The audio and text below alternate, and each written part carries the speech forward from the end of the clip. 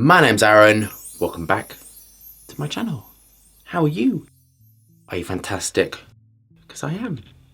Today I'm reviewing Bvlgari Men in Black Eau de Parfum. I apologise if I'm not pronouncing it correctly. This is £60 for 50ml and £91 for 100ml. Top notes are rum, cardamom, cinnamon, leathery floral, hot notes are tuberose. I don't like tuberose, so as you know. Sealed by black amber, leather accord. A warm and distinctive scent is formed. Notes are vanilla, leather, green tea, amber musk, sandalwood, cedar, jasmine, bergamot, oak moss, and rose. We shall see. Do we have our fragrance samples? Are we engaged with our high self? Let's get testing.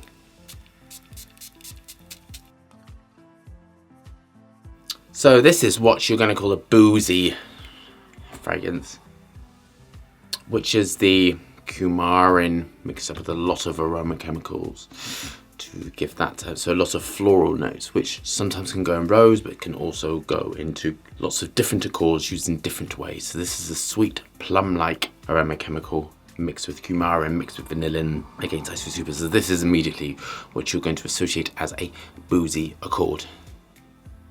There's very interesting notes in here. It's a bit like rubber or plasticky or quite hard and synthetic. And I think that is a musk actually, which I've been using in something ZIP something. I think that is that, and that is metallic and rubber-like mixed with some sort of leathery notes. There's about 3.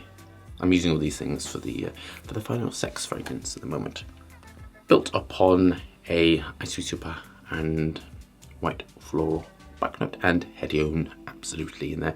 Hedione is part of the jasminone family, so it's part of the jasmine, and it's used, it can give elevation to, it's very lovely. You can use it on its own. I read some search saying that it is an aphrodisiac sort of qualities to it. It affects the brain and sort of releasing nice hormones and sort of things. I've never personally felt that, but that's very personal. The T notes is a compound beginning with N. I'm so sorry, I should really do some research, but I never really know quite what I'm getting into. N, and it is a wood and T note that is sort of juxtaposing and then moving backwards and forwards. The sweetness is lovely, so the vanilla is coming through, and vanilla in this case gives a real sort of skin warmth combined with cedarwood. Cedarwood and vanilla give a really lovely, natural, sexy skin feel, especially combined with sort of galaxolide or ethyl brassowate. That's a really lovely way to create a sort of skin scent. The greenness is fantastic, and the greenness is being pushed by the hedione. So there's lots of hedione in this. There's no jasmine in this, but there is jasmine-like raw materials in this to give a sort of a jasmine-y feel. The oak moss combined with ambroxan, combined with some amber notes, really lovely in there. Some sort of this bergamonty sort of feel to it, even though it's not saying bergamonty, it's sort of like got that lightness and freshness to it. It's very fresh, very clean, very bright. Sandalwood is not sandalwood. It's like Lux Alone or Santala, or it's one of those synthetic aroma chemicals which can give a real sweet, stable sandalwood feel. I have about 10 of them, and I use them in differing sort of amounts. Some have more elevation, some are more in the base, some are more sweet, some are kind of heart, some are connecting, some are fixatives. This is fixes to the skin. I think it's very nice. The leather is a sulfurine, which is very nice. On to my final thoughts. I think technically this is really, really good. I don't know anything about this house. Don't know anything about what this is trying to say to me, but I think it's okay. It's not particularly mind-blowing. It's not particularly taking me to a store or anything. It's okay. The packaging is really fantastic. So maybe if I wasn't doing my job, I would buy it because I love the packaging and I'd want the packaging to sit. But the fragrance for this spiel, rum, cardamom, cinnamon, all that sort of stuff, is a bit falling short for me for what it's saying as a story. But I've got to bear in mind my skin. That's the thing I've noticed, that in some of your comments you said, oh, this is a beast and this is all that and the other.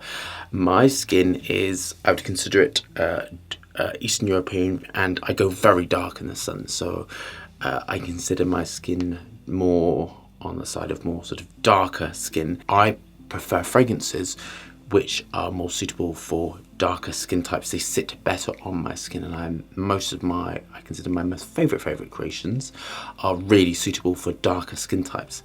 This is much more suitable for lighter skin types because it's so light and so sort of ozonic.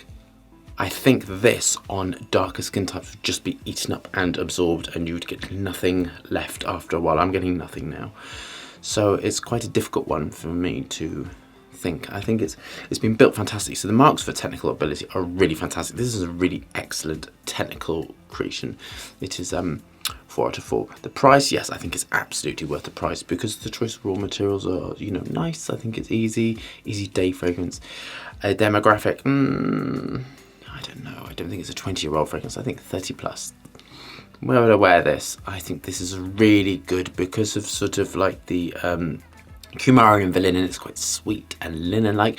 I think it's suitable for the day, or if you're going out for a little drink or a little coffee or something where it's not really professional, not really demanding, not very sort of, you want to be noticed. It's not a notice me fragrance. It's a very nice day fragrance. It smells very French. The way it's been built has been quite French. It's not saying lemon, but I imagine it's got some sort of lemony compounds to give a sort of elevation. So I think this is sort of like, for me, it's really fantastic if you want to find a new day scent that's really unoffensive, that's very nice, and you just want to wear it and not really think about it and not really have to explain it. You just smell nice. The price is really good. I think you would get bored after one bottle because it's very linear. It doesn't really move, change, morph. It is not blowing me to excitedness. So I'm going to give this a 7 out of 10 because it's okay.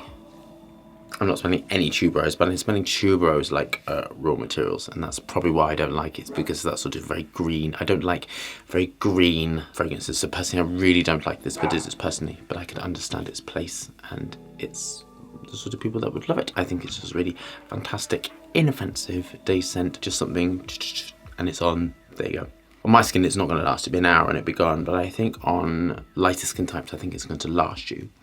Last and last and last. I think on darker skin types, this is absolutely not suitable, and I wouldn't suggest it at all. So there we go. Hope you love this review. Thumbs up and subscribe and all that bull. And I shall see you soon for a fragrance review.